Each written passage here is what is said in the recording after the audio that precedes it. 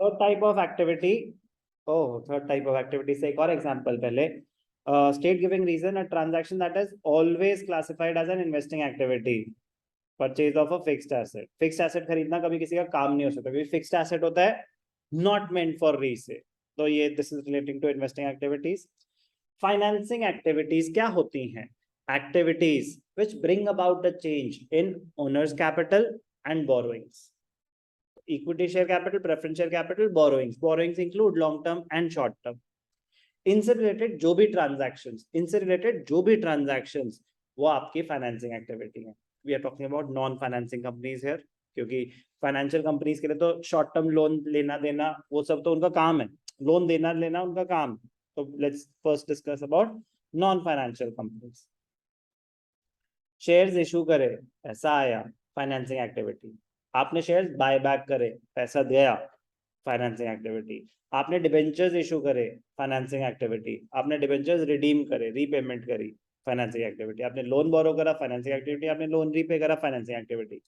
Now the cost associated with them, interest on borrowings, financing activity, dividend paid on shares, financing activity, share issue expenses, financing activity, underwriting commission paid, financing activity. So any cost relating to raising of money is also a financing activity.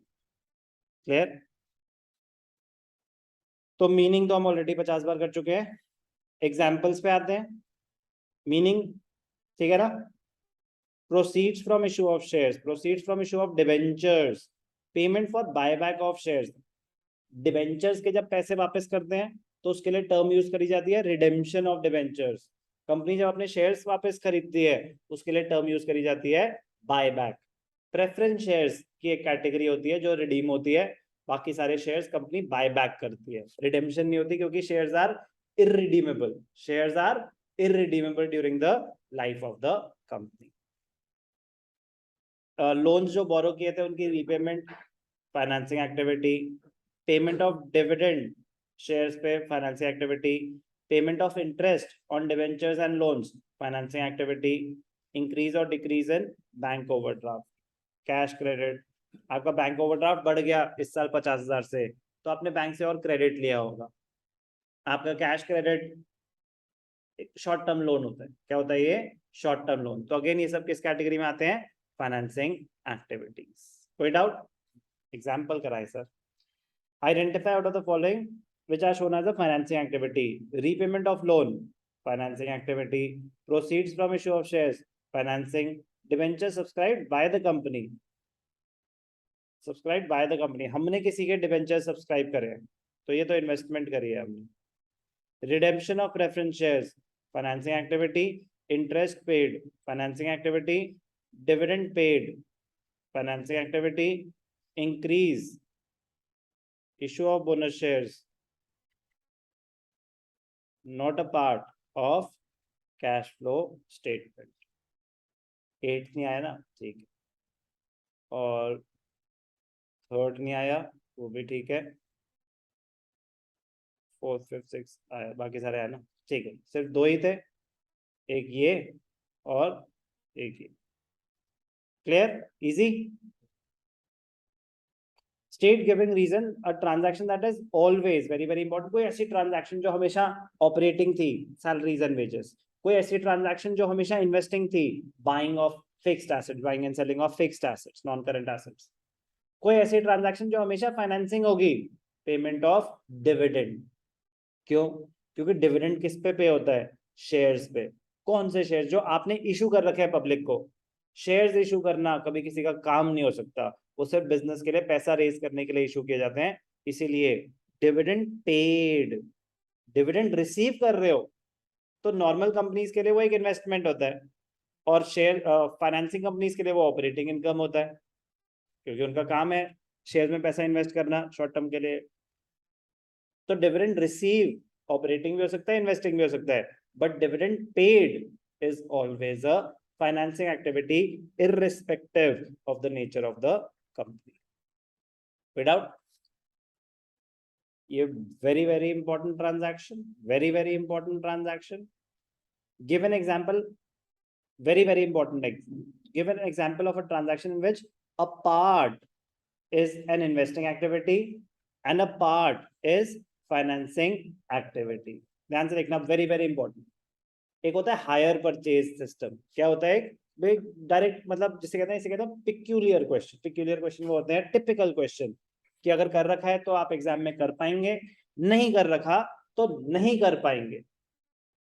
तो give an example of a transaction जिसमें से कुछ part, same transaction का कुछ part investing है और कुछ part financing है. Purchase of asset on higher purchase system. Higher purchase system एक स्पेशल टाइप ऑफ लोन होता है. जैसे मैंने गाड़ी खरीदी हायर परचेज पे, तो हायर परचेज पे क्या होता है? हायर, किराया, परचेज. तो एग्रीमेंट है हमारा कि यार 20 इंस्टॉलमेंट्स में ये गाड़ी मैं ले लूंगा आपसे. आपसे गाड़ी मैंने ले ली, बट अभी गाड़ी आपके नाम पे है क्योंकि मैंने आपको पैसे नहीं दिए. लेट अस अज्यूम 20 लाख की गाड़ी है. अब मैं आपको 20 इंस्टॉलमेंट्स दूंगा 1 लाख ईच. तो मैंने अभी गाड़ी ले ली, बट क्या मेरे नाम पे है? नहीं. जैसे जैसे पैसे देता रहूंगा उतनी उतनी मेरे नाम पे होती जाएगी. 1 लाख अब एसेट में दिखा दो, 1 लाख और हो गए, अब 2 लाख एसेट में दिखा दो.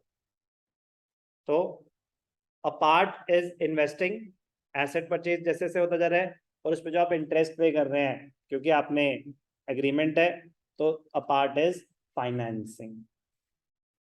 Payment for purchase of an asset in instalments under hire purchase system. Normal loan नहीं है ये, हायर परचेज है. क्योंकि नॉर्मल लोन में क्या होता है सर? क्यों नॉर्मल लोन में क्या है? नॉर्मल लोन में गाड़ी आपके नाम पे होती है, तो पूरा एसेट ही आपका हो गया, फिर तो बस रीपेमेंट ऑफ लोन है. तो उसमें पार्ट नहीं, पूरा एसेट आपका हो चुका है, अब बाकी सारा फाइनेंसिंग हो जाएगा.